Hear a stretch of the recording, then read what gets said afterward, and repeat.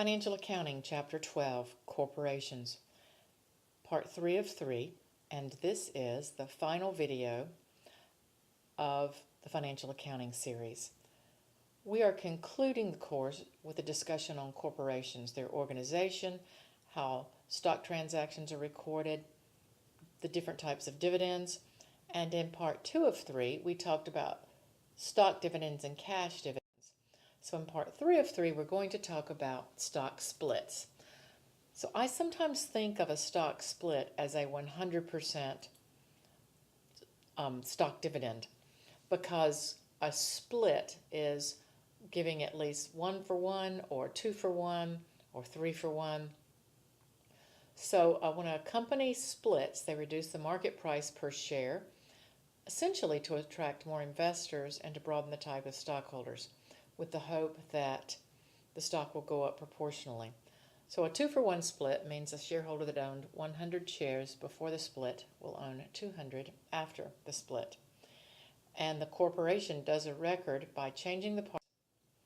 So stock splits don't require a journal entry because only the par value has changed and the number of shares have changed. So before the split, you may have 4 shares at $100 a share, and after a 5 for 1 split, you may have 20 shares at $20 per share, but there is still a $400 total par value. And these details are going to be discussed in the footnotes at the end of the chapter.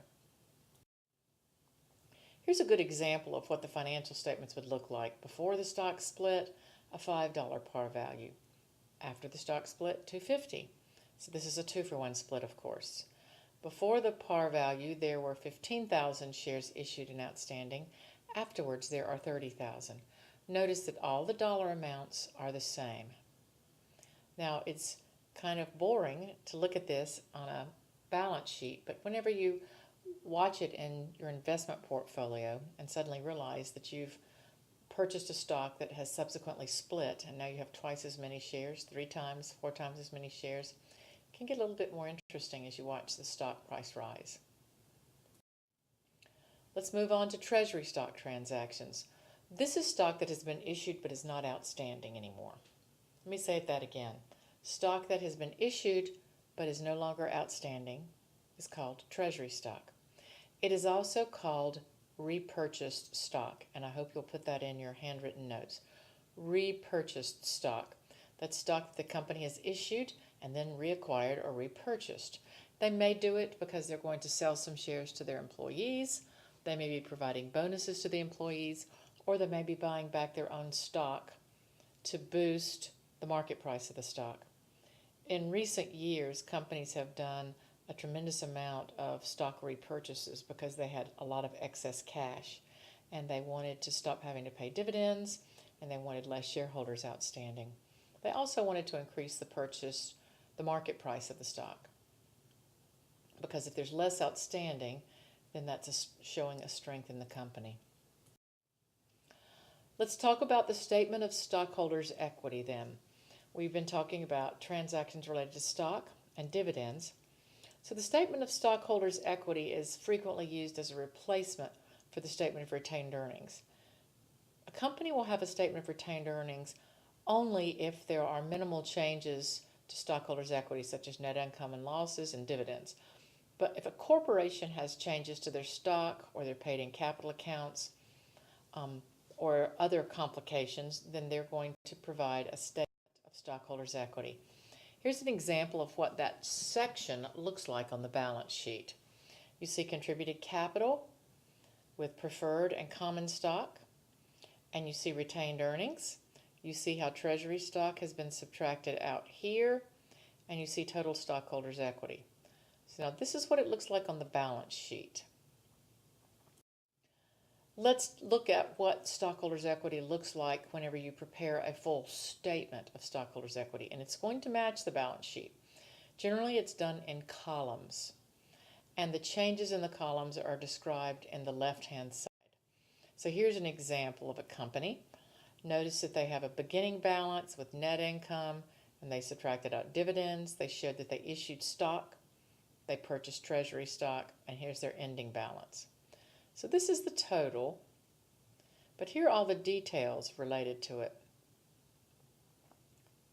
So this is a good example to show how the columns help. So as we've talked about a few times previously, when you take your managerial accounting course at the Citadel, you will be doing an annual report project, and there's a lot of answers on that annual report project found in the statement of stockholders' equity. For example, how many dividends are paid, and what was the purchase of preferred stock, what was the prior balance of preferred stock, what's totaled retained earnings, what's net income, how much stock was issued during the year, for what price, $75,000. Lots of information found here. Here's an example of Apple. Now this one really does have a lot of information. I've done highlights for the columns. They show shares as well as dollar amounts. For the common stock, they don't have preferred stock.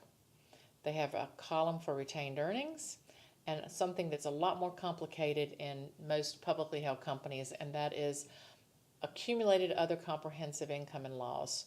And frequently, although it's not shown here, this amount is for foreign currency transactions, because as they translate their foreign currency, as they sell iPhones in other countries and translate it into the US dollar, it causes a change, and you can see how that change has accumulated.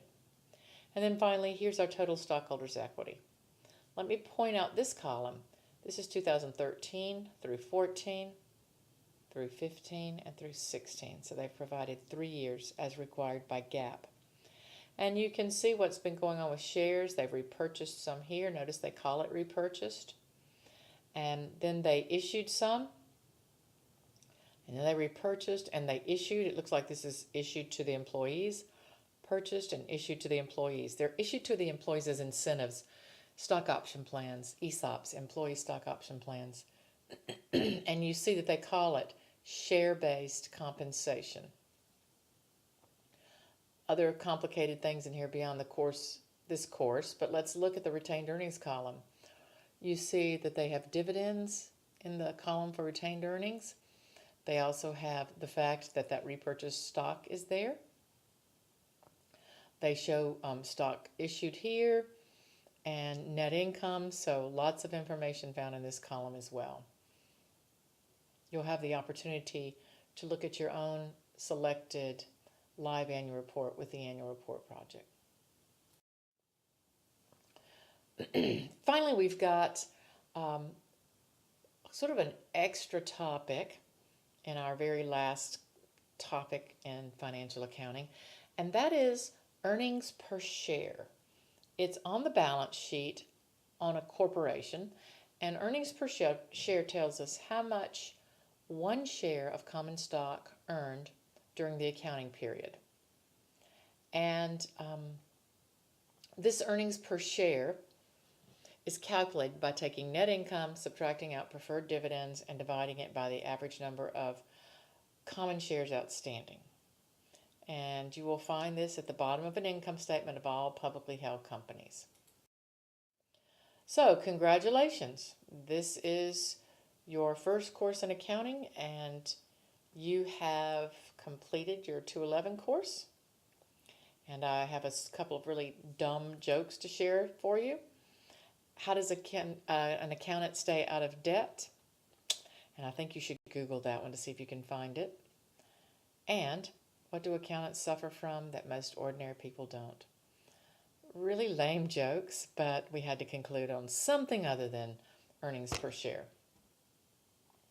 And just as a reminder, for financial accounting, this is a little more of administrative again, the final exam is cumulative. And when you take BADM 212, you have to have a C or better, and you're going to have this exciting large annual report that's going to take up a good chunk of time. It's about 20% of your course grade for most professors. And I know you're going to find that it's a wonderful way to come full circle and to use the information that you've learned in this financial accounting course. As I've said always, I'm here to help. Please remember to communicate with me as much as possible about any situations or questions or issues or concerns that you have. And thank you so much for listening. Best wishes for continued success with your education.